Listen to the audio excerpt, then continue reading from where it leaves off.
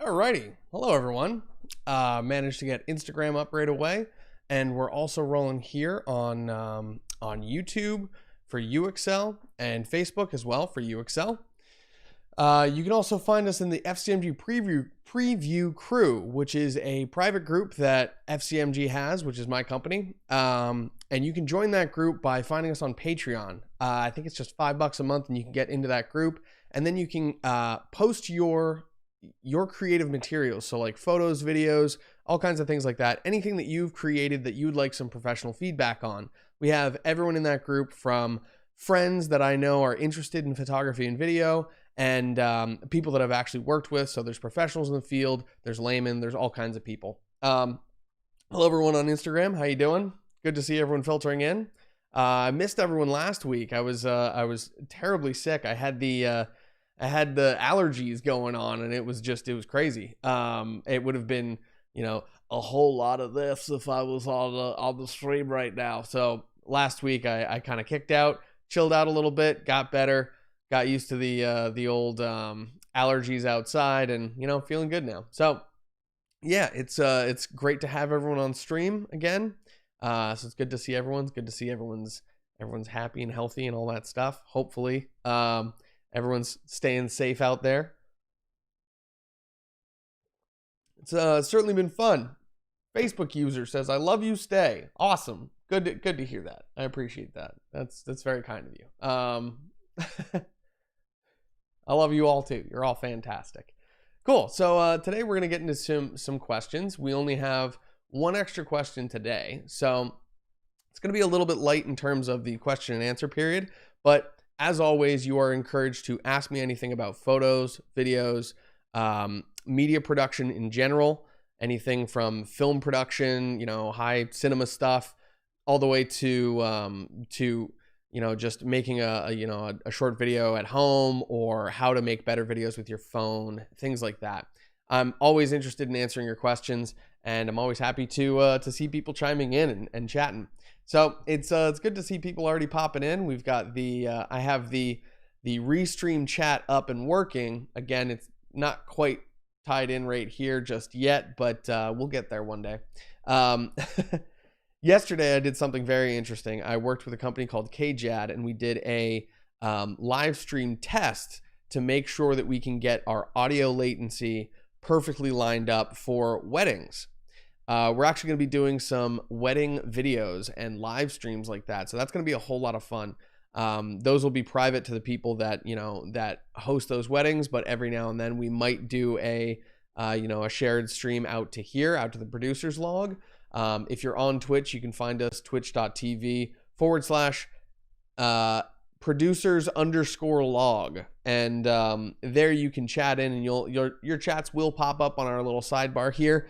If you're watching on Instagram, we do have ways for you to chat in and ask your questions over on Facebook, on YouTube, and on Twitch as well. So definitely go check those places out if you want to ask some questions and have them pop up on the stream. Yeah, Twitch is the place to go right now.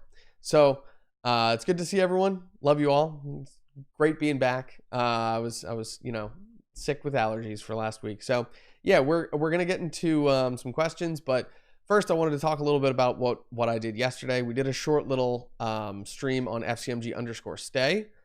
You can find a lot of my content there. I'm on Twitch, and always streaming weird stuff, from adventures out in the wilderness. We're doing kayaking streams every now and then, and stuff like that, to producers logs where we're doing in the studio things.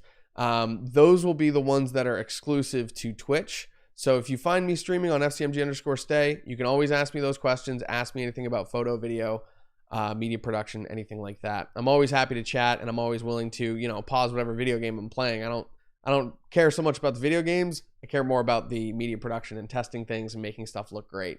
So yeah, today we've got a little bit of a different setup than I normally have. I've got the A6500 running.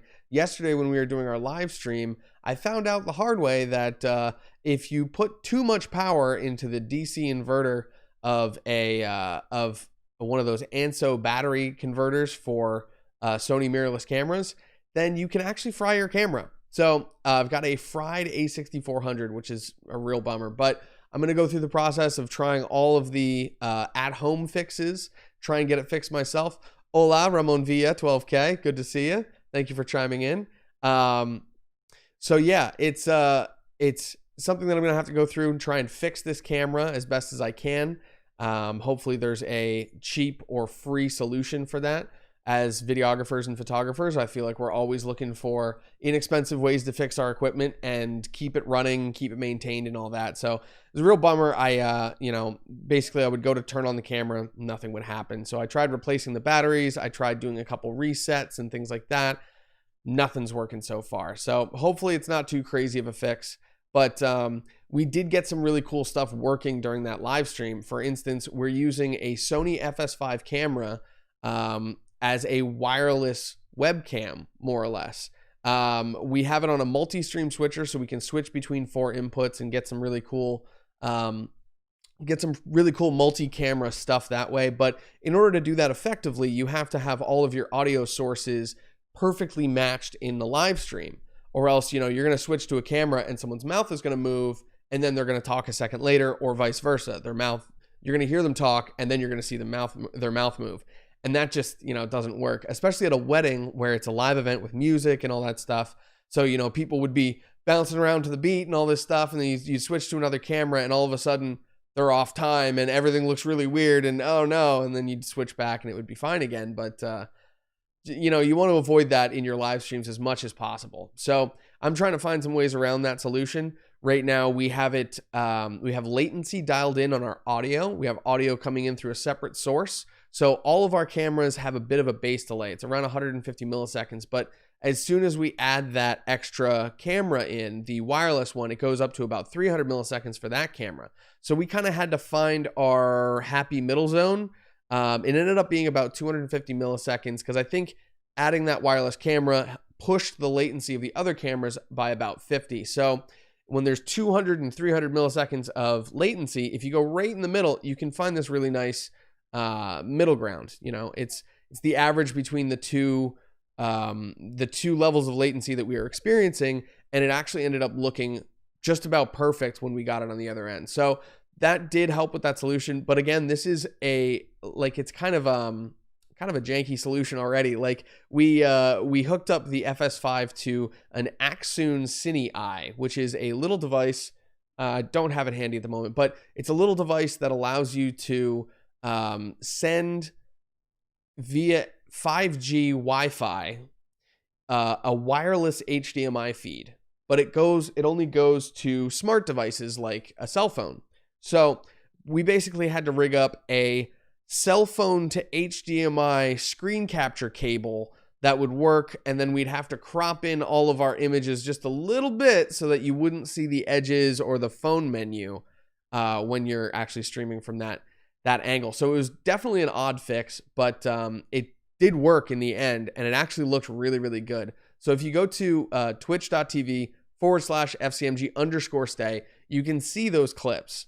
You can see the test that we did on both just Twitch and also doing a multi-stream of Twitch, Facebook, and YouTube. So you can use restream.io to do that with your streams and send it out to multiple places, but it does create some different conditions. So that's a really good video for, checking out the differences and watching us go through the fixes and all that stuff. It's kind of like a hands-on video. It's not very instructional, but you can kind of watch through it and see what we're doing and get the idea.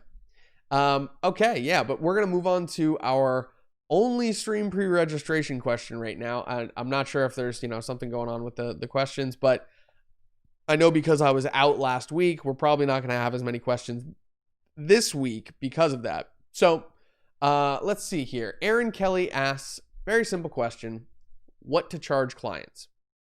We're going to cover that a lot today. The topic for discussion today is going to be, let's see, I'm going to pull up my little thing here. Let's go here. Okay, so the talking points for today all center around getting work as a freelancer, maintaining work as a freelancer, especially as a photographer, and how to keep your schedule and all that stuff together. So we're going to be talking about a lot of the aspects that go into client relations, such as what to charge. And I kind of go by this personal level. So it's not necessarily what I think each client wants me to charge them. Like that's kind of a hard game to play, is going through and asking your clients, hey, what's your budget? And then they come back, what's your cheapest rate for a video? It just becomes a bit of a battle there, and you don't want to be battling your clients and constantly asking each other questions so that they're hopefully the first one to drop a bigger number than you would. It's good to have sort of like a standard pricing. And I think Steve from KJAD the other day, he said it the best, and he says it this way. He says, what's my get out of bed price? So what's the price that's going to get you out of bed and get you to work that day and to do whatever it is you need to do for that gig? So for some people, it can be, $20 an hour. If you're earning $20 an hour throughout the day, you're going to make a good rate. And as long as you work X amount of hours every week, then you'll be fine for your bills. I was sort of in that campground before, but then I started to switch over into half day and day rates. So a good way to charge your clients is to set up a half day rate, which is anything up to 4 hours. So if you're doing a 1 hour or 2 hour shoot, that kind of falls within that same range. You can give people deals on like the half hour photo shoot and the 1 hour photo shoot as well. But I like to do that because I do video, which is typically much more intensive. Like you have a lot of lights to set up. You have a lot of cameras and all kinds of things. You have to do multiple takes of shots, all kinds of stuff like that. Choreography, people reading lines, etc. There's lots of variables with video production. When it comes to photo production, you can do a lot more quicker. So say if you're working with like one strobe light that's got a battery, you can set that strobe up and go to town. I really like simple setups when it comes to photos. Just 1 or 2 lights, maybe. Like 2 lights max. 1 light is ideal for me. I love walking into a photo shoot with 1 nice light, being able to set it up and go kind of, okay, we'll move this a little bit over here or over there, raise or lower, and then that's it. Like you don't really need to mess with it that much then. You get to pick your shots and sort of focus on what you're really doing. So knowing what to charge your clients can be a little bit easier in that case. Like if you have a standard setup and you're going to be going, you know that, okay, I can bust 10 good headshots out in 30 minutes, like have 10 final versions out of, the maybe 50, 60 shots that I take. We can do a couple different poses. You can price your stuff accordingly, say, all right, half hour photo shoots are going to get that $100 deal. If you want an hour long photo shoot, it's, I don't know, you could do something like $180. So they get a little bit of a deal on double the amount of time. And Ashley says, be sure to include any editing or post-production hours into your rate. Yeah, that's something that I started to include as well. So when I price my hourly rate, like when I think about, okay, if I'm producing an hour of video, I immediately start thinking about, okay, it's going to take me at least 2 to 3 hours to edit the video that I'll be able to produce in that 1 hour. It might not be a full hour of video that I'm making. It might be, 5 or 6, 7-minute clips. But at the same time, I know that there's an approximate, like if I'm shooting for an hour and I'm creating content for an hour, it's going to take me about 2 to 3 hours of editing at least to get that stuff done. So you can kind of go from there and say, all right, well, what's my hourly rate? If my hourly rate is $20 an hour, then for every hour that I'm shooting video content, really I should be charging about $60 an hour. And then I can give this client a nice flat rate and say, hey, for this video, it's going to be $500. Boom, that's it. And that's a really nice way to get clients just, oh, okay, I can see the whole picture. Can we do a payment plan? Can we price this out where I give you deposit and then I pay you the rest upon completion? There's a bunch of different ways that you can go from there. But once you have that price point, it gives your clients something to either say, ooh, that's a little bit too much for me. Is there any way we could do like a light package? Or, hey, that's great. That's such an awesome deal. You know what? I'll hire you for an extra, let's do the full day package if that's your price. And then suddenly you've got a full day of work. It's more than you expected. And you've got a client who's very happy for your price too. So there's a lot of things that you can do to sort of tailor it to make it easier for your clients.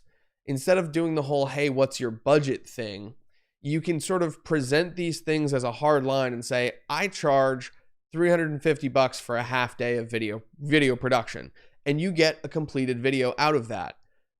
Clients love that. They love not having to hear, oh, well, I'm gonna put in maybe 3 to 10 hours of editing on the other side, so blah blah blah. But if you're very clear and you say, all right, I'm gonna have this price for your entire video, and if you have any other stuff, then it's going to Ashley, interesting. Okay, so Ashley just let me know that my video is a little bit off on Streamlabs, so on the Twitch stream. Ashley, I'm going to actually set the sync offset because I don't have it currently set. Let's see if this is better. So I just set the audio delay on my microphone to 200. Hopefully that's going to help make that a little bit better. Let's see here. Ashley, let me know. Give me some feedback on that. I've got it set to 200 currently, and we're gonna see if that works as a sync.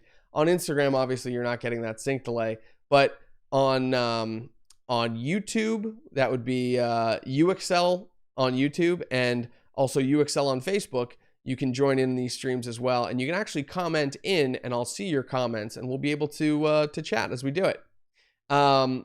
If you're a member of the FCMG. Yeah, there we go. Okay, it's much better. Cool.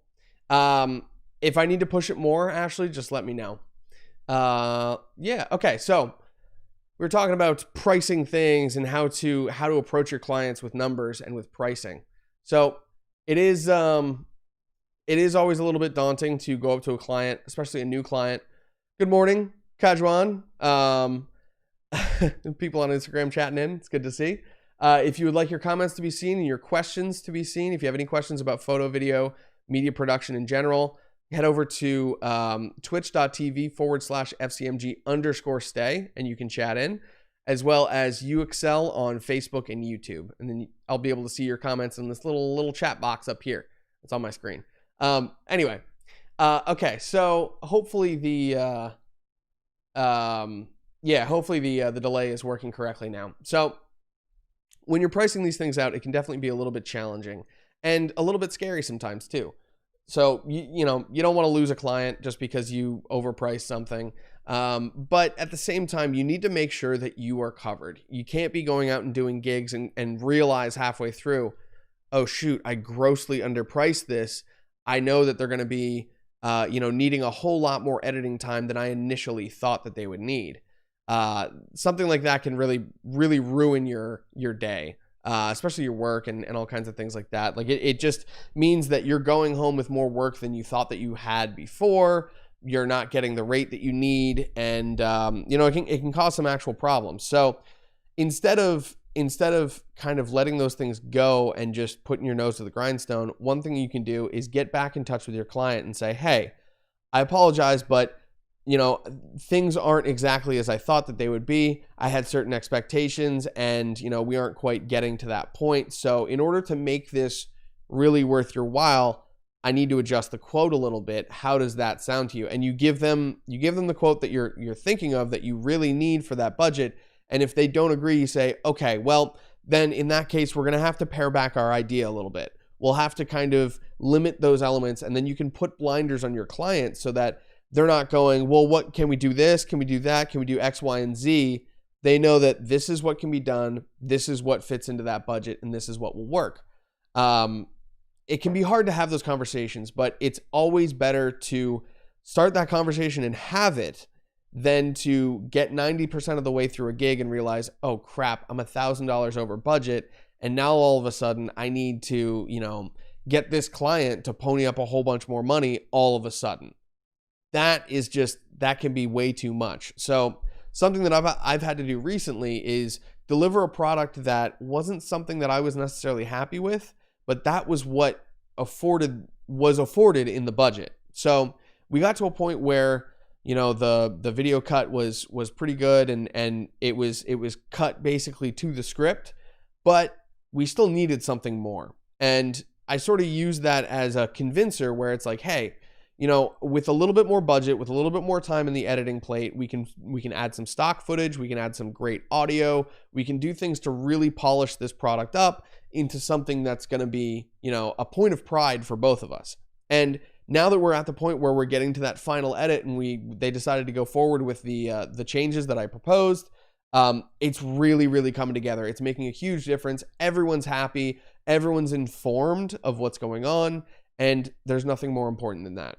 Having clients who are informed and who are aware of what's going on can really, really make a huge difference in the rate of return from your clients. If you can do a gig and leave your client, wow, hey, this person is awesome, they're the best at what they do, that's going to be some of your best advertising. That's going to be some of your best means to more income, because those clients are going to sing your praises to other people who say anything about photography or videography. Whatever it is that you do. If they hear someone say, oh man, I'm looking for a photographer, I'd love to get some baby photos done of my, of our newborn, or my, my nephew, or get some family photos for the Christmas, postcard, whatever. Then that client will be so much more likely to stand up and go, hey, I know who you should go to. And they'll start mentioning your name to people around. Personally, word of mouth is my biggest method of drawing in more clients. Whether it's me actually talking to people in person when I'm on gigs, or if it's other people talking about me to people who are in the market for a videographer. That's where most of my work comes from. And as far as I know, across a lot of the videographers and photographers and just media producers in general that I know, that seems to be a lot, majorly the case.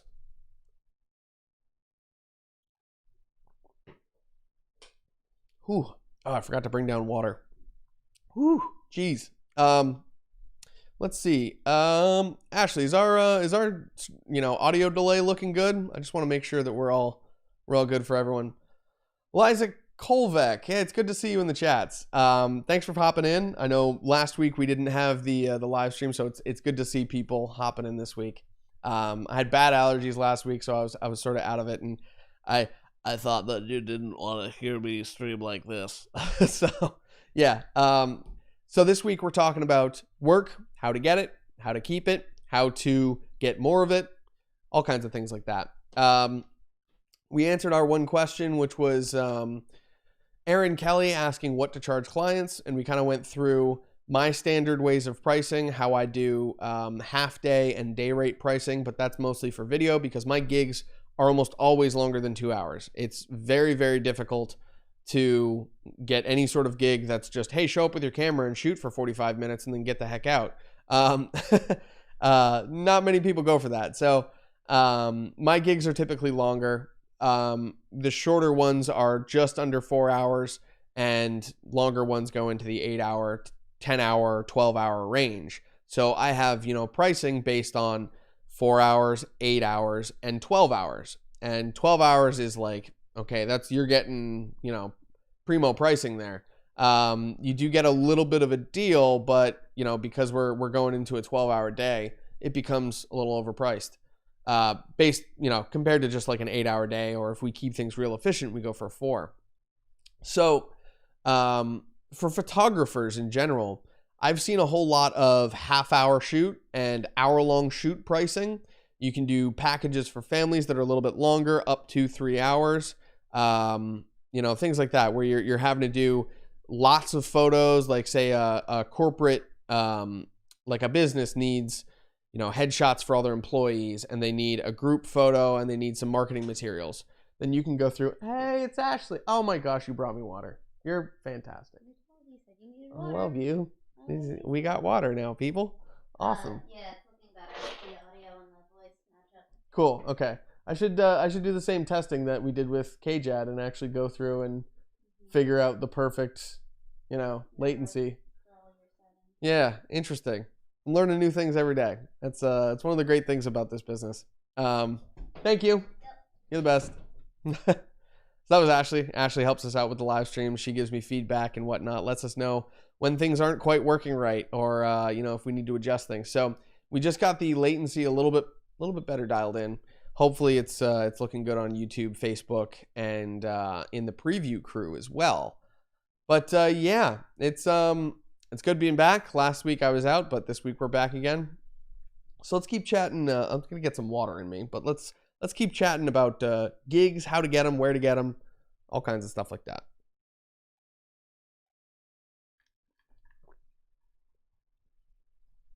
Also, everyone watching, feel free to chat in with your questions. If you're on Facebook or YouTube, it's going to be a whole lot easier for me to see those. You can also hit us up on Twitch if you're watching on Instagram.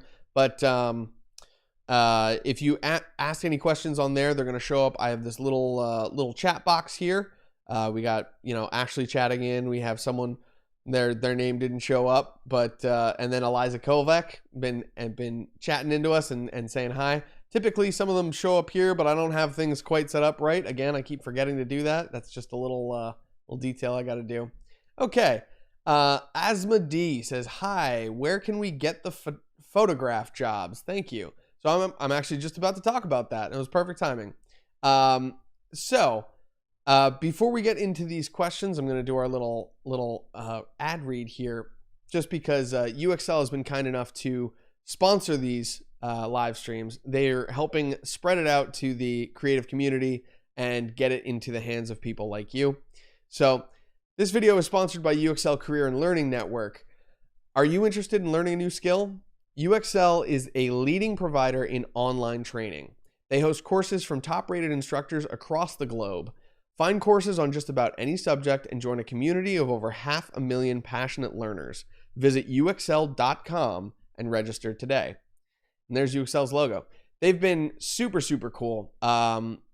John from UXL and I we've been working together and creating some really cool stuff. We've got this pre-registration question thing that you can ask questions to the stream before the stream even goes live. So if you are a UXL student, you get kind of priority access right there, which is really cool. So yeah, definitely check out uxl.com. It is right there. Yeah, there we go. Check out uxl.com. They're super cool. And all right, we'll keep going here. Oh, interesting. So apparently my my part of my chat box goes away there, or the subscriber label or something. Okay. Whatever, I'll fix that another time. Cool. So yeah, my little box around the stuff down there goes away. Yeah, because I've got a whole bunch of different setups and a whole bunch of different live streaming that I do, I kind of do this a little, like, things will sometimes get out of sync and not quite work correctly there. But hey, that's what a learning experience is all about, right? All right, cool. So how to get photograph jobs? That was a question that we got. I'm gonna pull up the chat here from Asma D. Thank you for the question. I really appreciate that. Let's see. So one of the first places that I always would go to is like freelancing websites. There's literally one called freelancer.com. There's Indeed, which is a job posting website. I like that one because you can upload your resume. You can actually like post your resume in there, or multiple resumes in there. And when you go to apply for a job, select which resume fits best for that job. Super nice. You can also write cover letters that are going to be standard cover letters. So you can just slap a standard cover letter on and send it out, or you can customize cover letters or even have templates for certain types of jobs, which is super, super helpful. I really like those features on Indeed. But there's also Production Hub. Production Hub is a website that I recently got onto. I've just started an account, and it's actually a paid account, but it allows me to have greater visibility online. It pushes me a little further up in those Google search results when people search for Full Coverage Media Group or my name. Also, Upwork is an interesting one. They post individual gigs there, and you can bid on those gigs. It's a slightly different style than what a lot of these other places do. Or you can also go to UXL. UXL has a career network on there as well. So there's job postings. There's people, posting things that they've done, and I'm sure that they get contacted by job recruiters and all kinds of gigs like that. So that's a great place to, create that community and show off your work at the same time. There's also other sites that are like that, such as LinkedIn. I'm trying to think. Behance is sort of like that. Behance is more of like a portfolio website. As photographers, you can also have places like Pixoto, or I'm trying to think of other websites that are sort of like that. Pixoto, 500 Pixel. I think Big Picture is one of them. I might be totally mistaken there, but yeah, there's tons and tons of different resources to post your material as like a portfolio, and hopefully get some attention out there on the web. Also, creating a website for yourself. We talked about that a little bit the last time we streamed. Creating a website as a photographer can be awesome. There are a whole lot of conventions to creating an efficient website that actually helps with your search results. So it's can be a little bit difficult. I got a question from Jonah Nurberg here, and my brain just switched over to that. Have you ever had issues getting paid on the freelance sites like Upwork or Freelancer?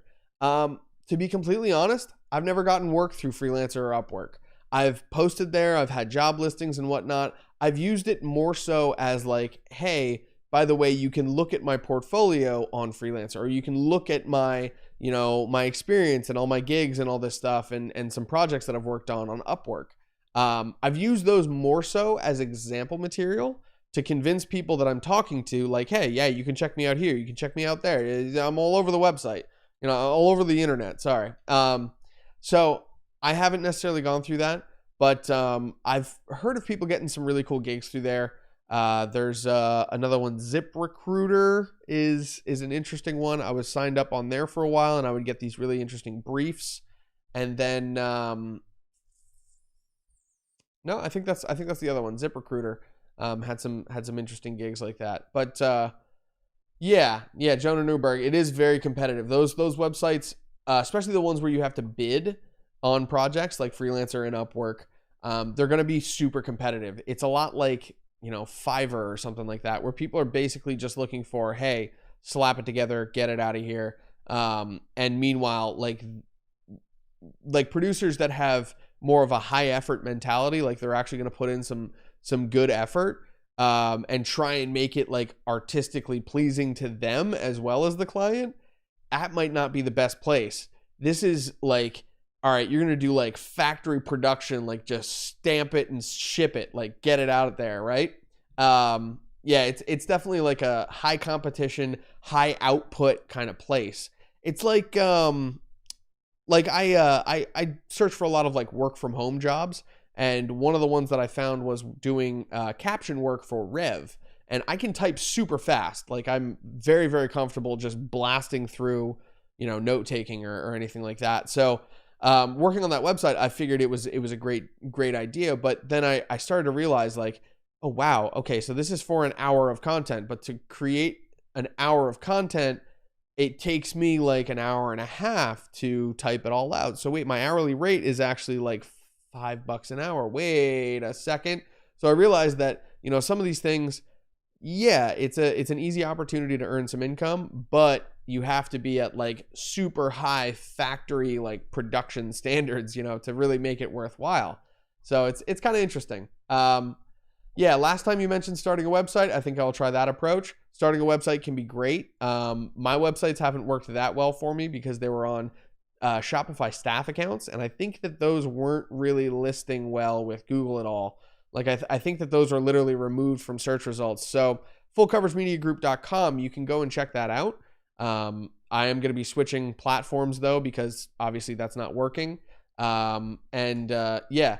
And my staff accounts are all getting revoked too. So that's fun. But anyway, if you have, well done SEO, you have like fast page loads, and you're not trying to put up like full screen, massive images and all that stuff, then then your website is going to naturally list much higher on Google than if you have page loads of over 2 or 3 seconds.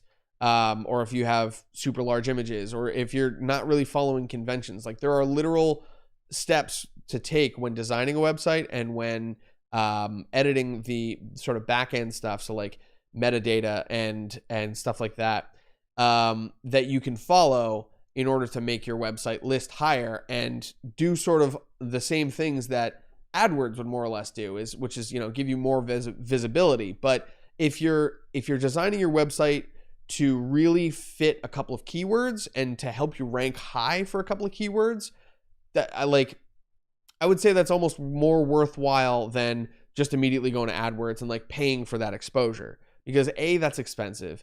B, there's a lot more that you can do to just make your website more robust and load faster and do all these things. Ashley is a great resource for that. So I think we're gonna have to have Ashley on here and talk about some websites at some point, because that's a serious is it worth it? I mean, for a photography or photo retouching service. So Jonah Newberg, is it worth it to have a website for a photography or photo retouching service? Yeah, okay. Well, we're asking that question. I just wanted to know if that's what your question was. Is it worth it for a photography or photo retouching service to have a website? If that is your question, let me know. But I'm gonna answer. Okay, AdWords. Personally, I have not used AdWords. Ashley would probably be a better resource on that. But I have heard from people that there's some really interesting and very specific ways that you can run your AdWords. But in order to do so, you need to have enough traffic already coming through your website so that you can use the analytics to figure out who you should be serving those ads to, because otherwise you're just blanket like shotgun spraying your ad all over the internet. Yeah, if you don't take the time to do it right, it won't work for you. You can't be doing those shotgun sprays across the internet. I tried doing that on Facebook ads, and literally just going for the largest number possible, which is like the exact opposite of what you're supposed to do with ads. You're supposed to find small groups that are more likely to engage with your material, as opposed to, okay, well, I want, males between 18 and 35 because they most likely listen to metal. That's what I was trying to advertise at the time. And it did not work at all. Total waste of my money. It was like $150 I just literally threw to the wind. But that's because I didn't have any sort of analytics to go off of. I wasn't trying to push to a keyword. I wasn't using proper SEO on any of my websites or my stuff. Ashley says, I'm not an AdWords expert, but I would recommend taking virtual classes to fine tune your searches rather than just winging it. Absolutely. Jonah Newberg says, yes, I think you are referring to remarketing. I learned it in an AdWords course I took. Oh, okay. I got to go up a couple questions here. AdWords can be worth it if you set it up right. It's like anything else, says Ashley. Ashley also says, if you don't take the time to do it right, it won't work for you. Then Jonah says, yes, I think you were referring to remarketing. I learned it in an AdWords course I took. Ashley says, I'm not an AdWords expert, but I would recommend taking virtual classes to fine-tune your searches rather than just winging it. The purpose of AdWords is to attract and bring more eyes to your website. It's up to you and your website to sell your services once they click through. That's a great point. So a lot of these things are like AdWords, you can pay cost per click or cost per action. And in that case, you're paying for people who actually click through your ad and go to your website, but that only leaves them on the website. So AdWords is for Asma, AdWords is a service offered by Google where you can pay to have your certain ad or whatever served to various places on the internet. So that can, end up in search results. It can end up in like on the sidebar on Facebook. It can end up in like a little ad on Google searches and not actually in the search results. Like there's a bunch of different places that can end up. Basically, you pay money and you get more eyes on your website. So that is a really good point that Ashley makes, though. Once you get those eyes on your website, you need to sell your service or your material or your product, whatever it is. You need to sell that once they're there. So that either means collecting information on the people who visit your website, such as their email address, so you can do newsletters, or getting them to a blog post about a topic that they're interested in, things like that. Yeah. Okay, Ashley. Great point. AdWords are paid search versus organic search. So rather than people just randomly finding your site, it's your site being served to people and, getting those eyes on your website. So yeah, there's a bunch of different ways that you can do that. I have a couple people that I've talked to about that over time. I would love to do some more in-depth chats about that and about building websites. We got to get Ashley down here at some point for one of those chats, because she's phenomenal when it comes to how to build your website out a little bit better. If you're looking for more information on that right now, you can go check out on YouTube, Full Coverage Media Group, which is my company. We do a podcast, and I haven't done it recently just because of COVID, because I haven't been able to have people over and whatnot. So I'm kind of waiting to get back into like the second season of it, FCMG podcast. But Ashley sat down with us for an episode, and she chatted all about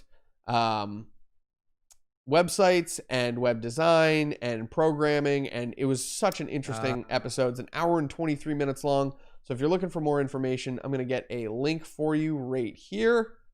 Here we go.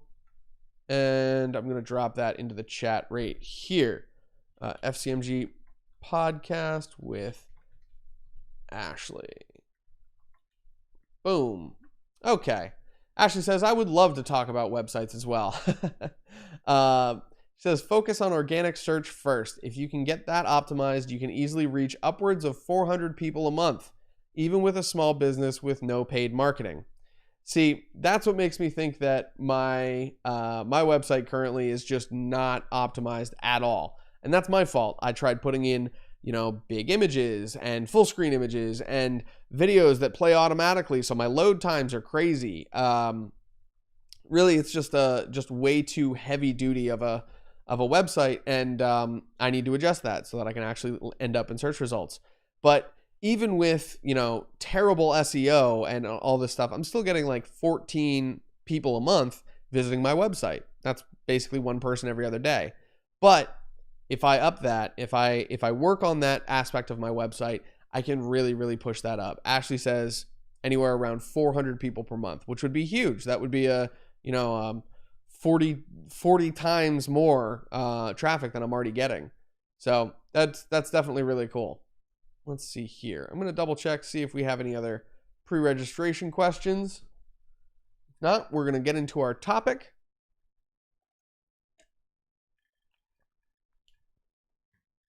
Today might be a shorter stream than usual. We might actually get our topic in for our Instagram viewers. Typically when we do these live streams, there's so many questions that, it takes me an hour to get through all of them, and Instagram is already down by that time. So let's get into our topic. Instagram, it looks like, has about 10 minutes left or so. So we'll try and get some of that topic into our Instagram stream, which is really cool. All right, so today we're talking about working as a photographer and how to get gigs, how to maintain gigs, and then how to schedule all that stuff and keep it all straight. It can definitely be a challenge. Oh, I'm going to move the Instagram. Oh, there we go. Okay. Little too far. There we go. All right. Just moving my camera. So getting a source for gigs. We were talking about websites. We talked about Freelancer, Indeed, Production Hub, Upwork, UXL, LinkedIn. There's all kinds of places. You can go to Facebook Marketplace and you can post your services for sale. So as long as you know your pricing, and as long as you can get like a standardized pricing for people, you can add those things into places like that and get actual work through those local resources. Facebook Marketplace is kind of cool because it links you up with people in your locale. All right, so Ashley says, larger local companies in our area are reaching 3,000 to 5,000 people a month with a combination of paid and organic search. That's awesome. Jonah asks, is there a good percentage of those visitors who make a purchase or turn into paid clients? I think the typical percentage of what is that? There's a name for it when you conversion rate, I think, is around, like, if you're at like 0.5% or more. So like if you're doing like 400 people per month, that's like 3 or 4 clients every month. like 2 to 4 clients basically every month. If you're doing 3 to 5,000, then that's going to look more like, 15 to 30 new clients every month. And if you're in a business where you don't need that many constant clients, you can basically just, like, what you can do is you can judge your clients and say, okay, well, this client is, I'm making 80% of my income off of them, but they're only 20% of my work. So you know what? I'm gonna definitely stick with that client. But this client over here is 80% of my effort and only 20% of my income. So you know what? I need to cut them out somehow and free up that extra space, that extra time to make room for clients that bring you more income. You can add in more of those, 80% of your income clients, if you're not spending 80% of your time trying to actually get that that one client finished. So it's a concept called firing your clients. So, and sometimes it can be really rewarding, but you always have to be careful how you do it. You want to make sure that you're not ostracizing people or just, stopping communication. You want to be very clear and you want to be very open when it comes to this process. The way that I typically do it is I will talk to someone and say, hey, you know what, in order to make this work, because of different conditions and, changing conditions for me, I'm going to have to raise my rates a little bit. And if they're okay with the raise in rates, then that's fine. That client works out just fine. I know it needs to be done. We can keep moving forward. But if I raise my rates and they say, hey, you know what, that just doesn't work for me, then that also works out too, because they're taking up so much of my time that it's kind of better to, have that client out of the way. It's better for you both because they're not costing you so much time and you're not going to be trying to raise your rates on them constantly. Let's see here. We got a couple more comments. Let's see. Ashley says, this is in terms of the, Jonah Newberg asked the question, is there a good percentage of those visitors who make a purchase or turn into paid clients? When we were talking about 3,000 to 5,000 people, visiting your website every month with a mixture of paid and organic search. And Ashley says, depends on the site. I'm on the marketing side, so I'm not sure. Our clients track conversions. Let's see. I would think for a service-based website, you can get 3 to 5% of your traffic to convert.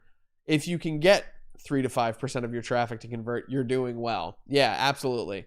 From what I've seen, the average is around like 1% conversion rate when you're doing like ads and paid search like that. So if you can get that up to 3 or 5%, if your website is really well designed so that people can visit, and then that just takes them through the rest of the funnel and makes that sale, then yeah, I would say 3 to 5% would be fantastic. Ashley says, if you can get one of those to become long-term clients with some kind of subscription, it was worth it. Absolutely. Long-term clients are what we're all looking for. Yeah, you aren't spending your time seeking out work. It comes to you. Yes, that sounds about right, says Jonah Newberg. So yeah, it's like finding those long-term clients can be a massive, massive change in your career. For instance, a couple years ago, I kind of changed gears and started doing freelance work for larger companies rather than trying to do this stuff mainly for individuals. So I was doing, music videos for musicians where they would say, okay, I have this guitar part that I really want to record. Awesome. We shoot the guitar part. I edit it. But then I realized, okay, that's one part of a band. They're already investing in a company that's very low income, typically, at least at the beginning. So this is one person who already has very limited funds, and I'm trying to get $150 for a video out of this. It's honestly, it feels like bleeding a stone. So let's try and find a client who has more funding and who has greater need. Then we can both, I can have more work and I can actually get paid what I need to get paid to make this worthwhile. So, about 2.5 years ago now, I started working for PBS, and I was doing freelance work for PBS 39, which is a Bethlehem-based studio. So you can find these local TV studios all over the place. There's usually one in every city, in every town. There might be even a couple, depending on how big the town or city is. And those places almost always have need for production assistants, which is people to just come in and move bags and set up stands and do all kinds of sort of labor work like that.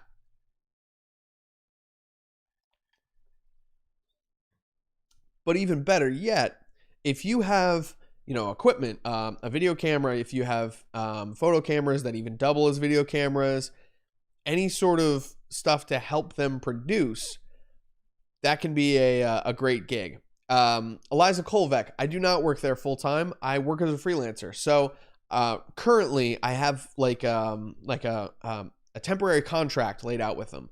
Basically, until the end of July, I have about 3 to 4 days a week with them, depending on their need. So I'm doing Tuesday through Friday. I'll go into the studio or I'll show up on a site with a gig, and I'm always bringing in a certain piece of equipment. So not only did I negotiate a consistent contract with them where it's like, all right, I have X amount of days per week. You give me the information on the weekend. I'm there during the week. It's real nice and easy. But I also managed to negotiate in this piece of equipment, and what I'm using is actually a slider. So it's a motorized slider. I'm the only person there that knows how to set it up and really make it work right and make it look great. So that's kind of an upsell. Like having that piece of equipment, it cost me about $340 but since I bought it, I've used it on probably 50 gigs with PBS, and I've been able to raise my rate by about $100 every day because of that. So, you know, 4 days of work will pay off that piece of equipment. And then going into the future, I've now had like 50 something, like 44 days of work that have been all, you know, bonus on this piece of equipment. So it can be a great way to increase the amount of work that you're getting by simply upgrading a piece of gear or getting your hands on a piece of gear and getting really comfortable with it when there's no one else in the area that has that equipment or knows how to use it. So there's some people that I know that use very, very specified pieces of gear like gimbals. If you can get a gimbal setup that can carry much heavier cameras, all of a sudden you can start doing, you know, gimbal stuff with production. Queen of the South, appreciate the little heart there. Thanks for joining in the chat. I really appreciate that. It's always lovely having people in on Instagram. If you do want your questions to show up in the stream, though, come join us on Facebook at either UXL on Facebook or Full Coverage Media Group on Facebook. For that, though, you have to get into our preview crew, and I can tell you about that a little bit later. But also on YouTube, if you visit UXL, you'll be able to see these live streams and kind of chat right in directly. Right now, we have the YouTube chat is going bonkers. Everyone's chatting in. We got Ashley over there, Eliza Kolvek. We've had Asma D chatting in and Jonah Newberg as well. So there's a good conversation going on over there. Definitely worth checking out. And I would love to see your questions about photo, video, media production in general. Okay, cool. So let's see. Feels like full-time hours right now. Yeah, it seriously does. It's about 9 until 3 p.m. 9 a.m. until 3 p.m. every day of the week. So Queen of the South, awesome. Thanks. I'm glad you like the photos. Right now we're working on a series.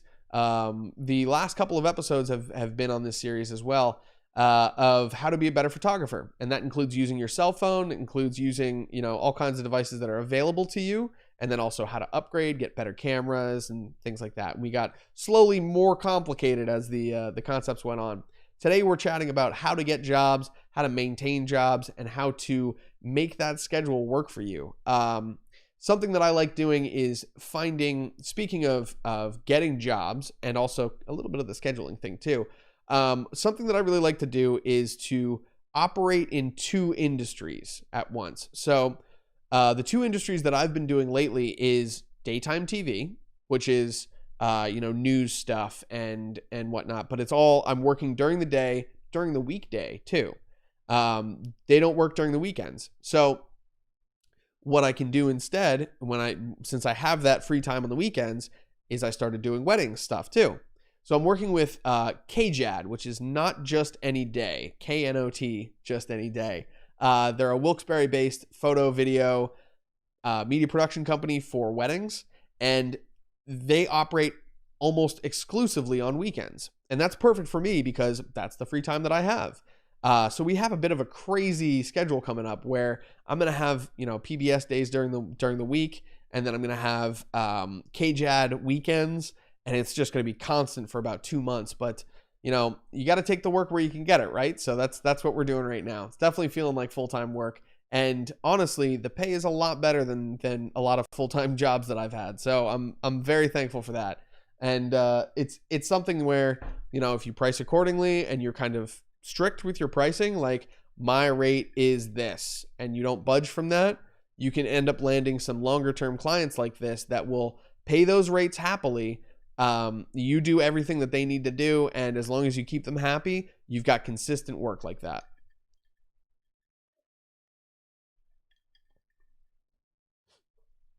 Okay, so finding a place like that can be fantastic, but there's another aspect to working at PBS that really makes it work for me.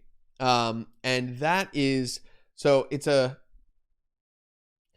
concept that I like to call using your clients to get more clients. Super simple. I'm sure you understand what the idea is.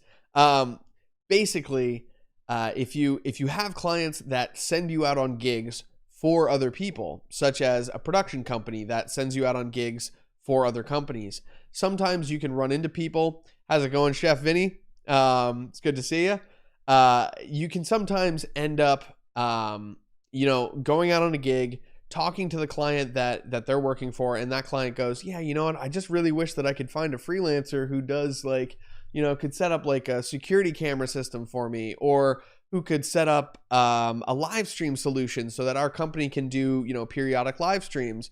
They probably don't want anything to the level of quality that production company that you're working with offers, just because they already have that as a resource. They're not going to be asking for something that's exactly what they already have. But if you can do something that's much smaller scale, doesn't interfere with the work that you have with that big company, then all of a sudden you create these additional gigs from gigs that you're already doing. So you can actually be earning more work while you're currently working. And it really depends on the employer, how well that works. Some employers will not like you doing that, and you got to be careful. But some employers will encourage it. Some employers will say, hey, yeah, put your business card out on the front counter, and if you get any gigs, then just mention our name and we're happy. It can be a really awesome way to find other gigs. Also, finding places to work that are natural bottlenecks for more clients. So there's a studio that I work with a whole lot called King Studios, and they're in Allentown. They do music recording of typically like metal, but they do rock and roll. They've done jazz. They've done hip hop. They've done all kinds of things. So they're very generalizable.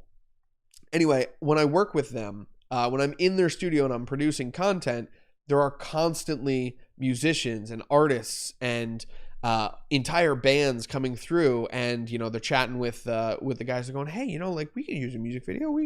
I think we need some new photos or something like that. And suddenly you've got clients that literally just walked in the door.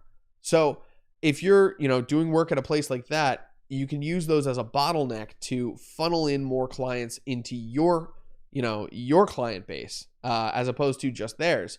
And something that I used to do with King Studios is offer, a 20% off discount to any King Studios clients. That way, if they're coming to me, they've already got their album is being produced, it's being mixed and mastered at King Studios, but now all of a sudden they're getting their music video done there too. And hey, I'm working with King Studios already, so I'm going to be able to get their song super quick instead of having to wait, X, Y, and any number of days to get that stuff so I can actually get that music video going. Networking is a massive, massive part of this industry, and word of mouth, in my opinion, is your best friend, because nothing works better than being able to go up to someone directly and say, hey, I got a camera right here. Let's do this. Or also on that same topic, having people go up to a potential client for you and go, hey, this guy is the best at what they do. This lady is so awesome with a camera, you will never look back. And all of a sudden, you've got more clients going. So thank you for watching on Instagram. We're going to continue on YouTube and on Facebook. You can check us out on UXL, or also FCMG_stay on Twitch, or FCMG underscore producers log as well on Twitch. So come find us there. Instagram is just about to end, but thank you for watching. Thank you for joining in, and thank you for commenting as always. Peace, everybody.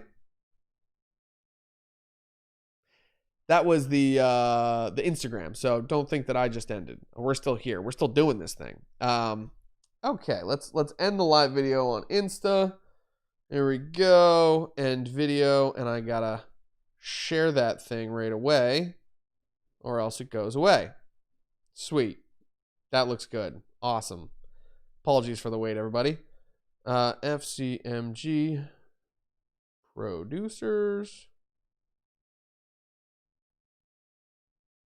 log. AMA work stream with MG_stay. There we go. Okay, we're going to just go ahead and post that. Boom. Done. That can do its thing. Alrighty. So, we're going to continue on here. We got a couple of comments. I've been seeing them pop in, and I want to make sure that I'm staying up on those. Okay, so hope to get something like that. That's really excellent. Yeah, it comes and it goes, but it's definitely is that steady gig that allows him to stay a freelancer and afford life. Absolutely. Have you been there for a few years? I think he's been working for PBS 2 to 3 years now. Yep, working for PBS for about 2 to 3 years now. We're at about 2.5 mark. And I've gotten some really, really cool gigs with them. I've done some gigs for clients that are doing projects for them too. There have been times where PBS has had, a client approach them and say, hey, we've got a documentary that we're working on for you, and we really want to work with you on it. But they don't have anyone who's available at that time. Like maybe they were super busy. So they actually contacted me and sent me on that gig for them. So it was not something where PBS was paying me. It was something where they got me directly in touch with that client and said, hey, here you go. Here's a gig. Hope it goes well. Which was super, super helpful. And honestly, I did that gig. I got to work on that gig, and I ended up earning an Emmy for it, which was huge and like completely blows my mind. But that, working with random clients and doing all these offshoot gigs can be a great way to find yourself in some weird positions where, suddenly you're earning an award, or you're getting recognized for something, or the piece that you worked on got recognized for something. There have been times where I've worked with photographers, like up north in Ontario. I was working with a photographer who his work got submitted for magazine covers and awards and all kinds of things like that. And a couple of times they won the magazine cover, they won the award, and I would just sort of get balled up and included into that because I was a part of the team. So I would end up getting these, additional awards and get to sort of not necessarily ride the coattails of other people, but help them reach these awesome goals and sort of feel like I was a part of the team as well, and get, earn these awards as well. Those are fantastic things to have on your resume. If you can do training certifications, if you can land some awards, if you can get recognized in any way for your work, put that on your resume right away. Post it on your Facebook, do one of those life event things and really show that off. Were you working for a company before PBS? I've been a freelancer for the better part of 9 years now. So I've worked for all kinds of different, companies. I used to work for Good Dog Media. I've done a gig or two for them up in Canada. Good Dog Studios. I've done some work for eMedia Works in this area down in the Lehigh Valley. I've done some work for Post Sputnik, which is my brother-in-law's company. He was actually a great way to get me in the door to a lot of places, help me get in the door at PBS.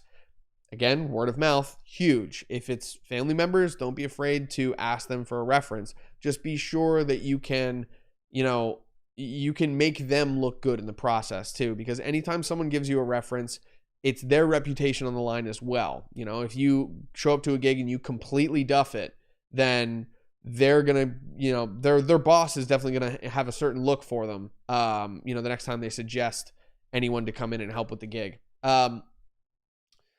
So yeah, let's see. Were you working for a company before PBS?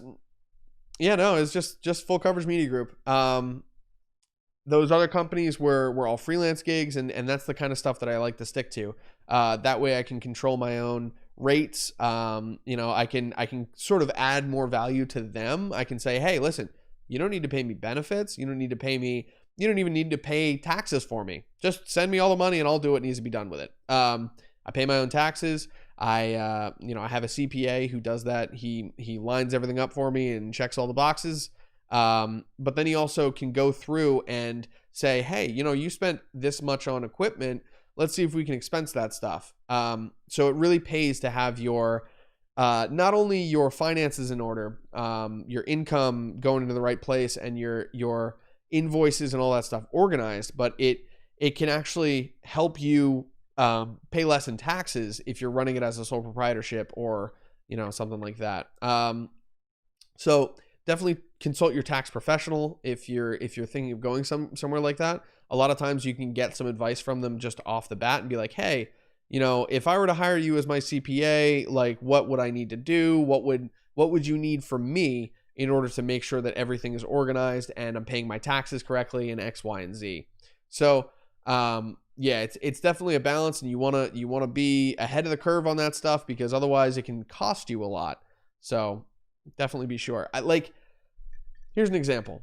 I was doing my own taxes. Like I typically, for all the years except for last year's taxes and this year's, going forward from there, I had done my own taxes. So I would go through and I would do my own tax forms, and I'd take hours and hours and hours to get this stuff done. Recently I switched over to a CPA because when I did my taxes on my own for last year, it said that I was going to have a $7,500 payment that I would have to make, because I hadn't been paying taxes all year. I had just been earning income as much as I could, and then I was going to worry about taxes at the end. With the help of this CPA, his name is actually Brian Pavick. He's awesome. I found him online, and I've been chatting with him. I think he's in Minneapolis, Minnesota. He's awesome, super super cool guy. He's been chatting with me. He actually gave me some free advice off the bat and said, hey, you don't necessarily want to be, an S Corp right now. You can actually deduct a whole lot of your stuff just as much as if you're an S Corp as a sole proprietor, and you're not going to have to pay for a business bank account. You're not have to register your name, do all this you're not going to have to jump through a million hoops, basically. And I was like, great, that's awesome.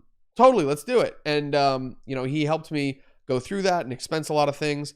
My total at the end of the taxes that I had to pay was around $1,400. So he just saved me like $6,100. And I had to pay him like $400 to get it done. So it's completely worth it.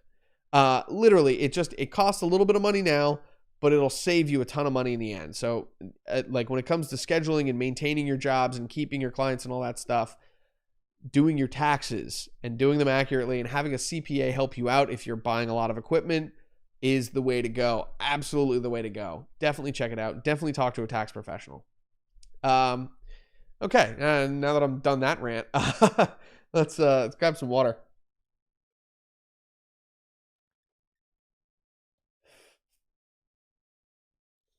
Very cool. Okay, so we got some great comments on here today. I'm going to look back at our list, see what else we need to talk about. Okay, maintaining work. We already talked about getting a source for gigs, whether that's a consistent client or, building yourself a website that's going to bring in traffic for you, or even posting onto websites like Freelancer, Indeed, Production Hub is my recent favorite. Those are some great ways to get gigs. And then we sort of talked a little bit about scheduling, a little bit about finances, a little bit about stuff like that. But now we should talk about maintaining work. So how to keep those gigs once you've gotten them.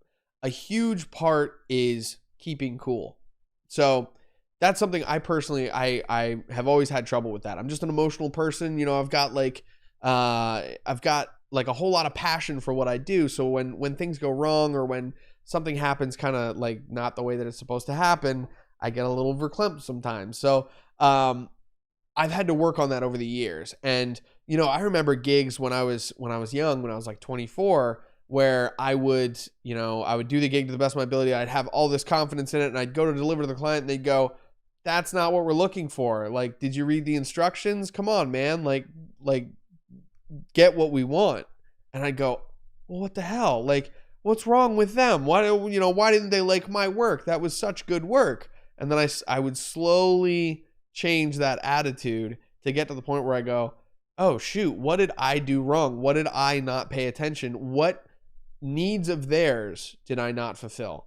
So changing your attitude from "I want to be a photographer" to "I want to be a photographer for my client" can be a huge difference. Thinking from the perspective of what's going to help my client, what's going to make it easier for my client to actually do work with me. Like, how can I simplify this gig so that my client doesn't have to hear me, spew about a million things, and it takes less time, and I don't have to explain like really weird, nerdy stuff to people. I can just show up, get things set up, tell people what they need to know, and get the gig done.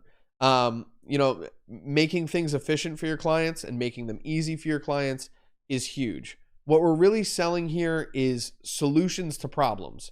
That's a big, kind of concept that I've heard thrown around in like sales communities is you're not selling a product, you're selling a solution. So we're not selling a service, we're selling a solution, and you want to solve problems for your clients. So ultimately, if you can do anything that makes it easier for your client to get things done, so whether that's getting, the final product that they want, or making production faster, or, making it so that they don't have to put in any effort to get this stuff done. Like, if there's any way that you can streamline that process for your client, go for it.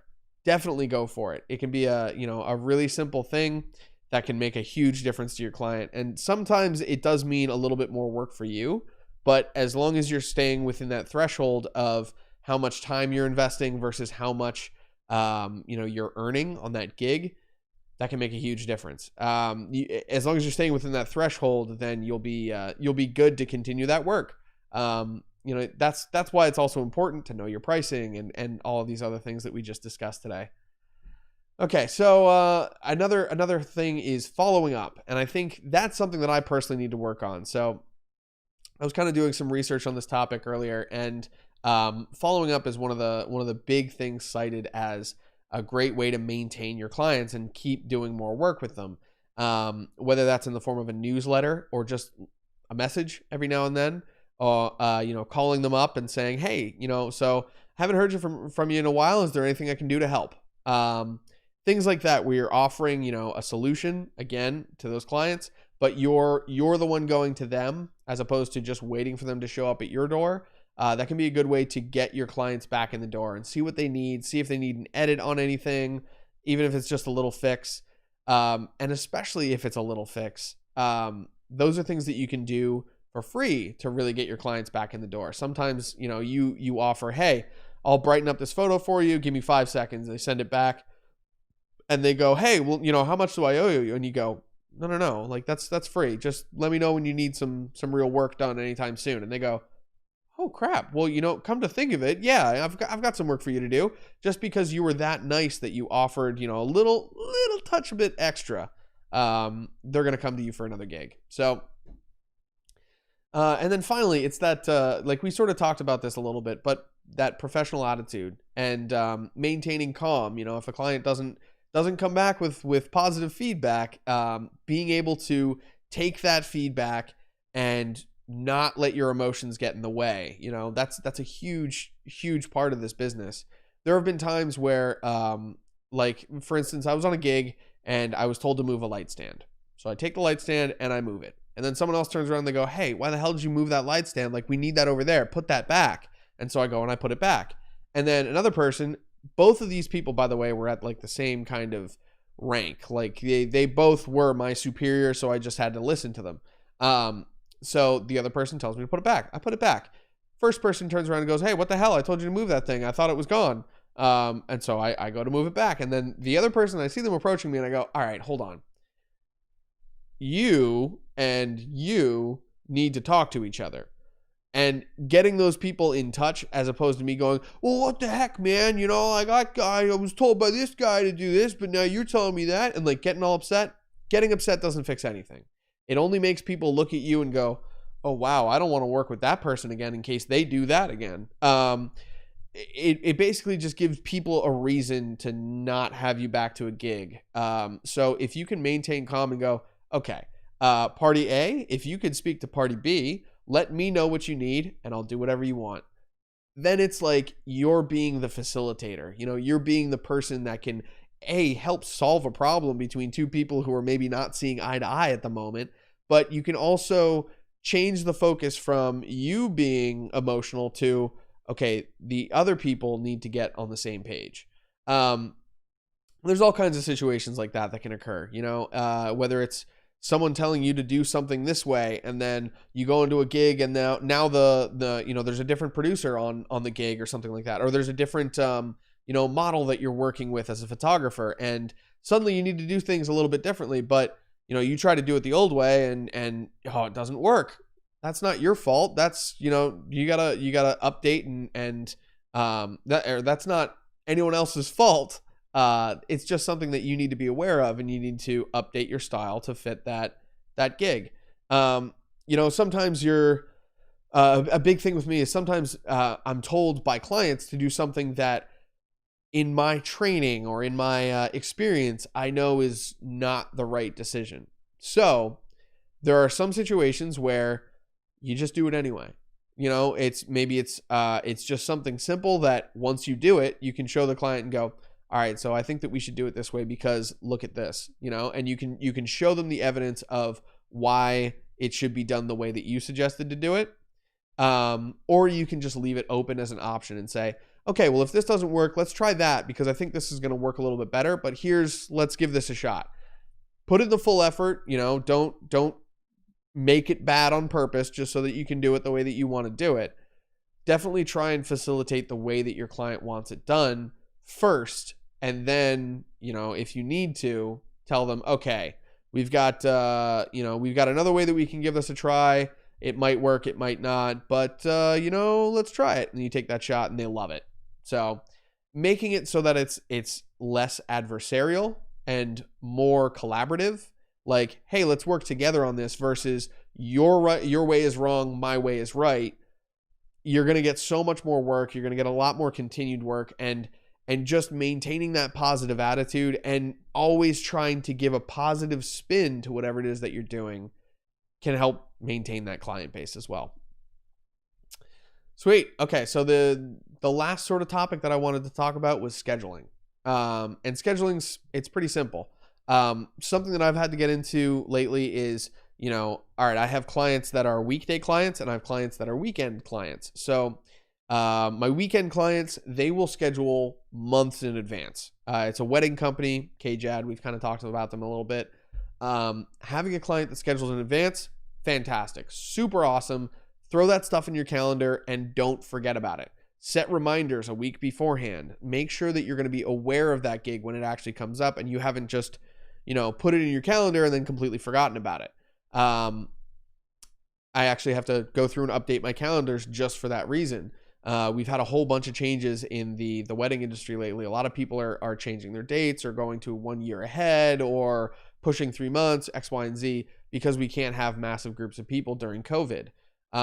So it's definitely been interesting kind of changing gears there, but now we still have all those gigs and they're booked months in advance.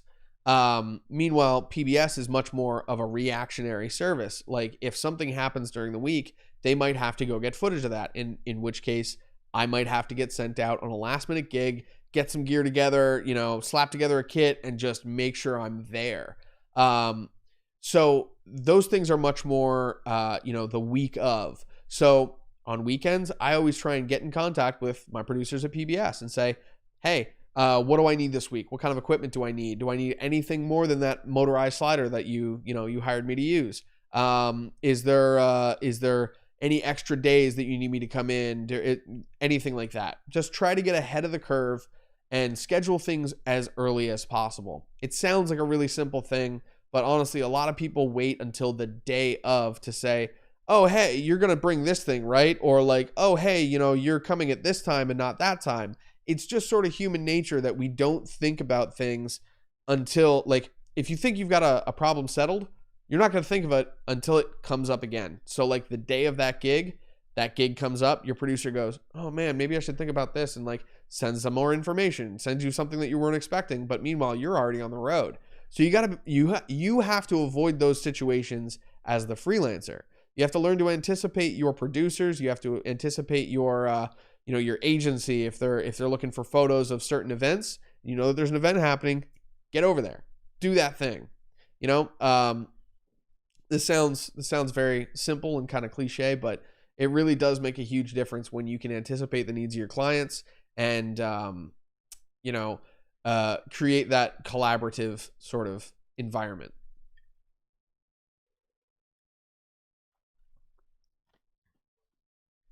All right, beautiful. Well, honestly, that's everything that I wanted to talk to you guys about today. I had a bit of a list involved, but we didn't have nearly as many questions as we normally do. That might be something with the platform, but hey, it's a learning platform. That's what we do. We learn new things every day, and we find new stuff out about our software and whatnot. So thank you everyone for joining me. If there's any other questions, I'm glad to answer them. Type in those in the chats, either in Facebook, in Twitch, FCMG producers log on Twitch. I just had a little brain fart moment. Or on UXL's Facebook or YouTube pages. You can also find it there. If you're a part of the FCMG preview crew, you can join in the chats as well. You can also post things in that preview crew and ask us, hey, what's your opinion of this photo? Should I edit a little bit differently? You can even post the raw images there and see what other people will do to edit that image. There's all kinds of things that you can do to get involved there. And if you want to join the preview crew, go to patreon.com/FCMG and you can find our methods of getting in there. If you become one of our patrons for either $5 or $10 a month, then you'll be added to that group. I believe it's the $5 tier, and that includes the $10 tier as well. But the other tier also includes our Discord, so you would be able to chat directly in. You can even call me if you have emergencies or anything like that. Send me a message. We'll hop into a chat room and we'll actually chat it out really quick.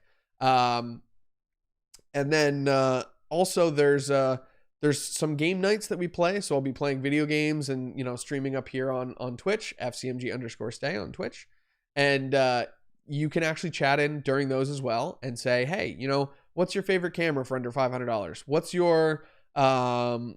your favorite light? Like, what would you suggest for me to get for a large LED? Anything like that. It all fits the bill, and I'm gladly going to pause my game and answer your question. We'll sit there and chat for a little while. I'll do some research even. Who knows? But I'm always open to your chats. I'm always open to your questions. Feel free to message me on Twitter or on Instagram as well, FCMG_stay on both of those. And you can find my company, Full Coverage Media Group, online at fullcoveragemediagroup.com or on Facebook, YouTube, Instagram, all that stuff. So I look forward to hearing your chats. I look forward to seeing more of all of you and seeing some stuff that you've made as well. I would love to get some messages with, hey, check this out. I just took a photo, the other week, or X, Y, and Z. So let me know, and be sure to hop in with your questions next time. Next Monday, we'll be back here on the live stream.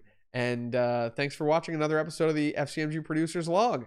I'm going to leave you on that ending stream page. And yeah, I'll catch you next time.